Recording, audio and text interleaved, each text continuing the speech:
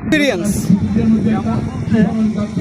কুতুবদিয়া যেহেতু একদম first time আসা এবং কুতুবদিয়া ম্যারাথন 21 কিলোমিটার, পিকু দিয়েছে 10 কিলোমিটার।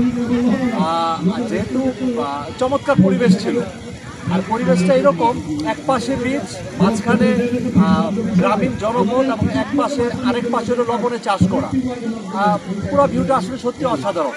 আর রান করার পরে কুতুবদিয়াতে ঠিক বিচের পাশে বসে একটা তরমুজ কিনলাম, চিন্তা করলাম যে আমি আর পিকু মিলে তরমুজটা শেষ করি। এবং তরমুজ কি কালারফুল এবং অসংখ্য, মানে সেরকম মিষ্টি, সেরকম টেস্টি।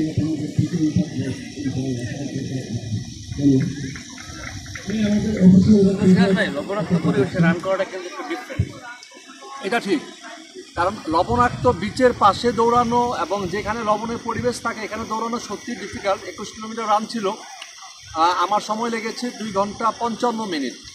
শেষের 3 কিলো খুবই ডিফিকাল্ট হয়েছে, কারণ প্রথমত রৌদ্র উঠে গিয়েছে, আর আমাদের রানটাও শুরু হয়েছে প্রায় অ্যাপ্রক্স 7:45, 6:42-41।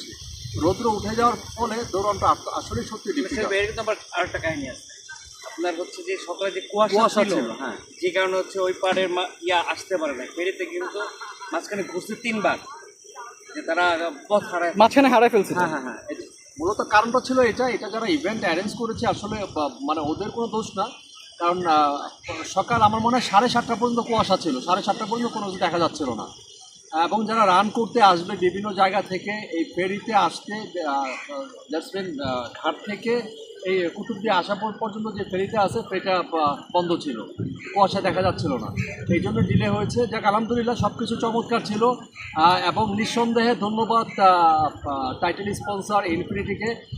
আর অনেকে চিন্তা করে বয়স হয়ে গিয়েছে, বয়স একটা সংখ্যা মাত্র, যদি মনে করি অনেক কিছু, না মনে করে কোনো কিছু না। আমি কয়েকজনের সাথে কথা বলেছি, এক আপু বয়স হলো 62, উনি র্যান্ডমলি এমন কোনো, আমি যতগুলো ইভেন্টে আমি রান করেছি ঢাকার বাইরে ম্যাক্সিমাম ইভেন্টে আমি ওনাকে পেয়েছি।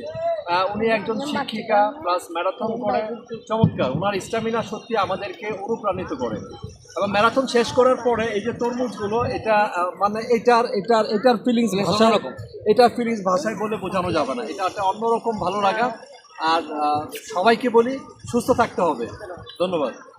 ঠিক ভাই, ঠিক আছে, আমরা আরও থাকবো একসাথে, আমাদের আরও রান্না দেখা হবে ইনশাল্লাহ। আল্লাহ হাফেজ।